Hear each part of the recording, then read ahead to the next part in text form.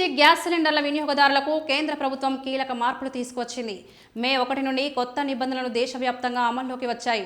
Gas booking విధానం, delivery ప్రక్రియ, భద్రతా ప్రమాణాల్లో పలు మార్పులు చేయడంతో వినియోగదారులపై దీని ప్రభావం పడనుంది. కేంద్ర ప్రభుత్వం తీసుకున్న ముఖ్య నిర్ణయాల్లో ఒకటి గ్యాస్ బుకింగ్ మధ్య వ్యవధి పెంపు. ఇప్పటి వరకు పట్టణ ప్రాంతాల్లో 21 రోజులకు ఒకసారి సిలిండర్ బుక్ చేసుకునే అవకాశం ఉండగా ఇప్పుడు దాన్ని 25 రోజులకు పెంచారు.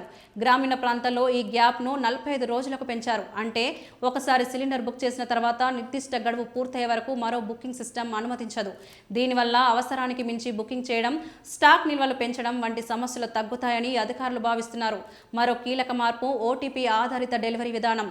ఇకపై గ్యాస్ సిలిండర్ డెలివరీ సమయంలో వినియోగదారుడి మొబైల్కి వచ్చే ఓటీపీ తప్పనిసరిగా ఇవ్వాలి.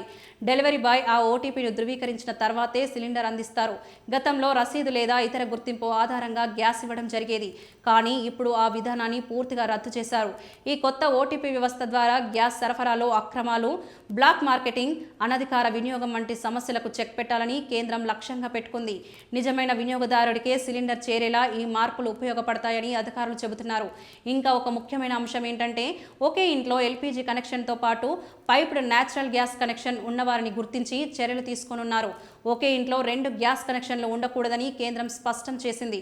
అలాంటి కేసుల్లో ఎల్పీజీ కనెక్షన్ రద్దు చేసే అవకాశం కూడా ఉంది. అవసరమైతే వినియోగదారులు ఒక కనెక్షన్ను సరెండర్ చేయాల్సి ఉంటుంది.